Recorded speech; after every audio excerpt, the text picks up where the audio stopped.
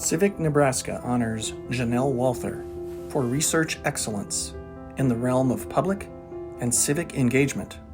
Janell has really helped us with the Civic Health Index at every step along the way. I think without her expertise and facilitation, without her commitment to that integrity of the work, we would not have been able to have the product that we have, and ultimately now we would not be having the conversations that we're able to be having across the state. So we are really grateful to her work as a multidimensional leader, as a democracy builder, as somebody who truly values connectedness and engagement and civil discourse. So we're thrilled to be able to extend that award to her and have her part of the work. When we first started working on the Civic Health Index, one thing that was important was making sure we were not just hearing what people were saying, but understanding where that was coming from and understanding how they were coming to those perceptions. What does that data mean? And so trying to get to beyond understanding if people felt a certain way, but understanding where that's coming from,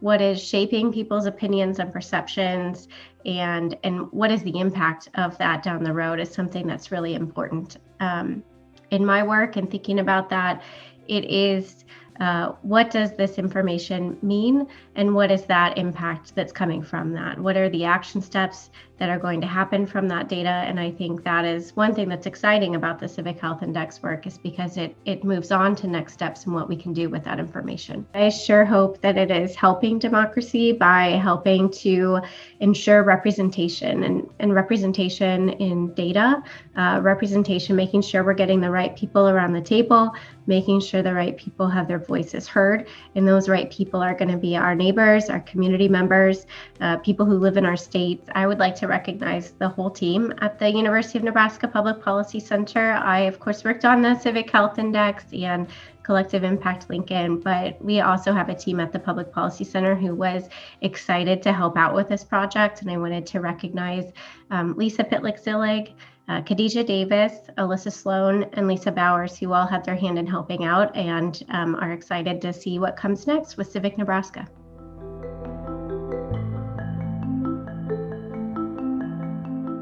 Civic Nebraska honors Michelle Clifford of Lincoln High School for using her civic voice to organize and advocate for student and teacher health and safety. I nominated Michelle Clifford for a variety of reasons. Honestly, she has been such a fantastic teacher and a really powerful presence at Lincoln High School for many years. This year has been the most challenging in unprecedented, completely unimaginable ways. Michelle has always ran her classroom as an inclusive, safe space. She doesn't shy away from topics of injustice. She has always made her classroom a safe and welcoming space to all students. She also now needed to turn that advocacy inward and fight and advocate for safer working conditions for teachers, specifically teachers in Lincoln, Nebraska. I have made myself unpopular in the district this year by speaking out against how some of our COVID procedures have gone and just kind of the unwillingness to let go of normal teaching. And it feels just really nice to have some recognition, knowing that I didn't burn all of my possible bridges and just to have people say thank you for that. So thank you guys. Being a teacher is the biggest part of my identity. It is who I think of myself as first. And it means sometimes that, I always have to kind of be on, run into kids at the grocery store and stuff like that. And so in certain ways, it's hard to always be a little bit in that teacher mode.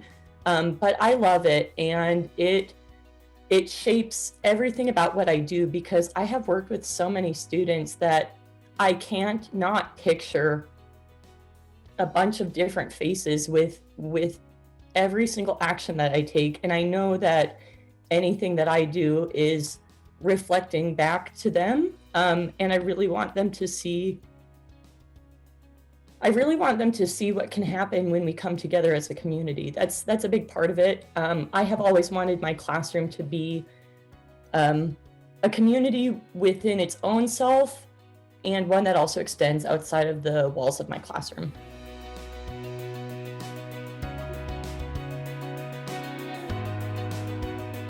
Civic Nebraska honors Jaqueen Fox for stepping forward in the fight for racial justice.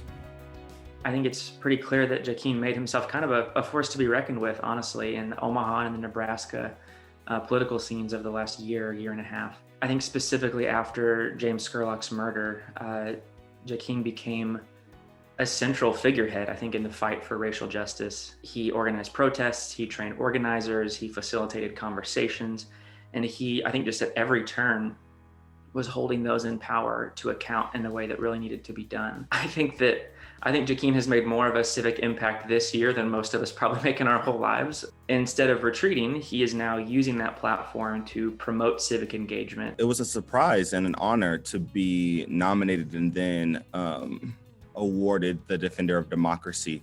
I think for me, the surprise and the honor is that my work has emboldened organizations and community partners to really commit to a stance on what moves us forward in the areas of racial justice, democracy, and conversation, and embolden people to understand that civility isn't the goal. It could be a tool in how we create dialogue through communities, but it is not the destination.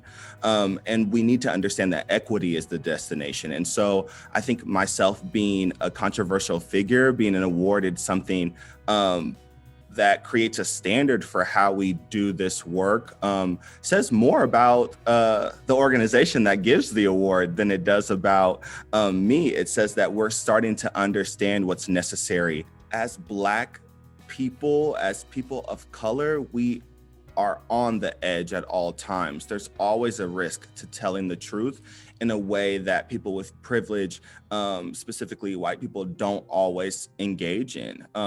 When I decided to start the demonstration against Don Klein, I had always been prepared to lose my job. I had always been prepared to lose favor with organizations. Because from a scale of addressing microaggressions to the larger scales of addressing racial inequities in our systems, Black thought has been pushed to the side and supervised or overseen in a way that disallows truth-telling. And so it's a constant experience for me to live on the edge and know that there has to be something else. There has to be a different way to live. Always the thought that I have in my head is that I'm not doing this work in opposition of. I'm doing my work specifically to engage with people that believe the things I believe, but might not have the vocabulary, might not have the sense of community, might not have the feelings of love and affirmation that establish a real foundation in truth.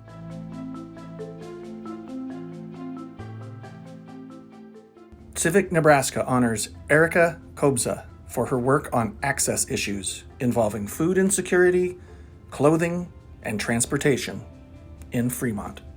Erica is very passionate about her values, and she holds her values deep. You can tell from talking to Erica in just in a short conversation how much it matters to her that all kids matter. That she values anti-racism, inclusivity, equity, and access. And so it just seemed like she seemed like a very obvious choice to nominate for an award through Civic Nebraska. Together for Fremont started kind of inadvertently as a conversation, a very passionate conversation between myself and Brandt Cudley one day after work. There was a lot that was beginning to happen again with Black Lives Matter. And we both felt very passionately about that. And I think that sometimes in smaller communities like ours, we're not out having the opportunity to really go put ourselves out at a protest or anything like that. There was one or two Black Lives Matter protests here in town, and we did participate, but there's not a huge opportunity to do those kinds of things. And we just kind of were like, there's a lot going on right now. And we want to do something. What can we do? And so then we also just came up with these 3 verbs, which is that we educate, we advocate, and we act, because we want to do more than just write a Facebook post about how fired up we are and how passionate we are. We want to actually go do something. And so this was kind of the way we thought we could maybe rally people around us, which was easy. We found that there are tons of people in the community who value the same things that we do.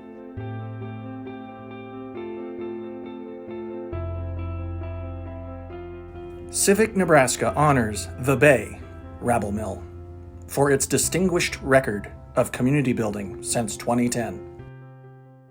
The willingness of Rabble Mill to work with us in Lincoln and in Omaha to get PPE in the hands of families who otherwise might not be able to afford it was just the value of that kind of partnership and programming just can't be measured. When the pandemic hit, just like every other nonprofit, we kind of got knocked on our ass a little bit, and we had to figure out, what the hell are we doing here? How can we continue to serve young people?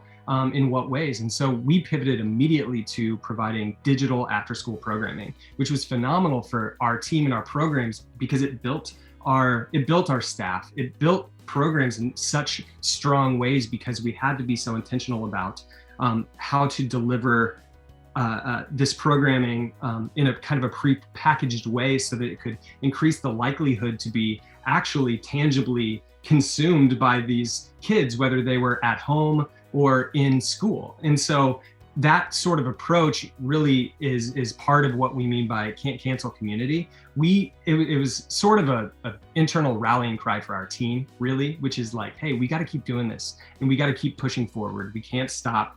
And so can't cancel community meant taking our mini ramp to kids across town in Lincoln and also in Omaha, just showing up, popping up, and everyone wearing masks, and at that time wiping down the mini ramp after everybody skated it before the next kid could come up, and just surprising kids, and just creating something physical and real and some actual community. It meant doing things like working with Civic Nebraska to provide PPE for families in need. It meant doing a Nebraska Young Voters Project, with Civic Nebraska as well, to really get out Gen Z voters in 2020. It also meant creating digital after school that is now in 12 different schools across the state. So developing that sort of programming. Can't cancel community was a hashtag in an internal rallying cry, but it really proved true thanks to partners like Civic Nebraska.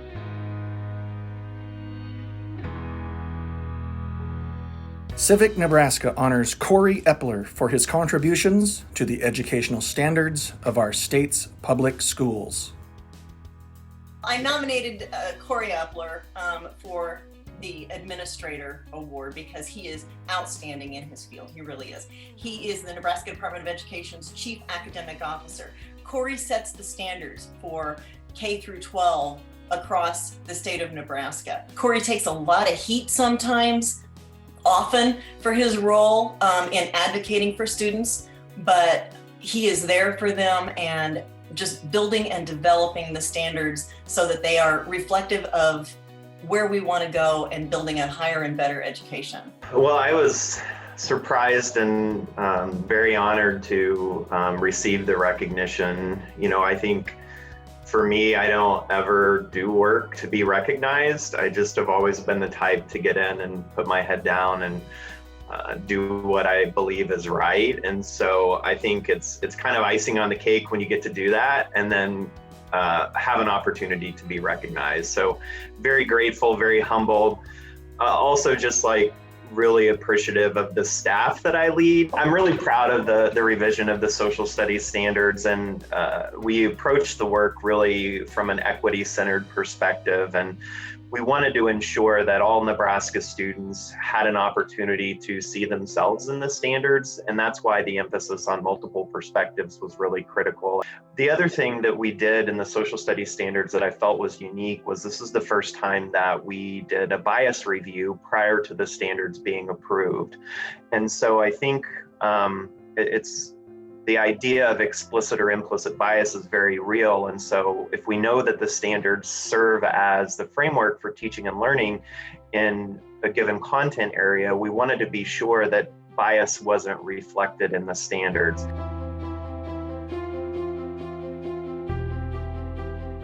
In 2021, Civic Nebraska honors 4 Outstanding Student Leaders. Anna Castro, Lincoln High School. Anna Castro is a dedicated member of Lincoln High CLC. She is a junior this year and kind of came to me with an idea about starting a group around Lincoln High history. What I really appreciate with Anna is that she's always willing to have a conversation. And I think that's one of the main civic engagement skills that I've really seen her develop over this last year, is being willing to step outside her comfort zone, to include other people in what she's trying to build, and to include their ideas and voices. Hello. Thank you so much, Civic Nebraska. Go Lynx! Armone Dean, Lincoln Northeast High School. I nominated him, me and my staff, because of the outstanding leadership he's shown throughout the year, both in CLC and the school. He is a founding member of our brand new environmental club, which we got started this year. I've also seen Armone stay positive through a lot of adversity in a really difficult and challenging year. That's the thing I noticed most about him, is even though we always have masks on, he's always smiling, he's always staying positive. Thank you, Civic Nebraska, for the award. I really appreciate it. Neira Brandt, Randolph Elementary School. So I nominated Neira Brandt as a student leader in CLC for a multitude of reasons. Her willingness to help out with our younger students has been amazing for us. Also, the big thing that myself and my staff all agreed on was her positive attitude that she brings to the program every day. Her smile that she brings uplifts everybody in the room, and that's made everything so much easier. Neira's in 4th grade, so for her to be showing those leadership skills this early is an amazing thing to see. I thank you, Civic Nebraska and CLC, for giving me this award. I really appreciate it and I honor it, and I will keep trying to do my hard work. Thank you. That's all I have to say. Christopher Gonzalez-Donis, Campbell Elementary School. Christopher Gonzalez is a 2nd grader. He's a well-mannered young man. He is an enthusiastic person. Every day he comes in with a smile. Every day he makes sure to say hello to all of our staff members, makes sure that all of his peers are doing their job. And honestly, he's a hoot to have around. He's been able to take a leadership role where people now look up to him. He has been encouraging to staff members. He has been a positive influence in all of his peers, and we love to have him. Campbell is our school. We're proud to be where school is cool. We're Coyotes, yes, it's true. We're Coyotes and we're out for you. Congratulations to this year's recipients of our Strengthening Democracy Awards.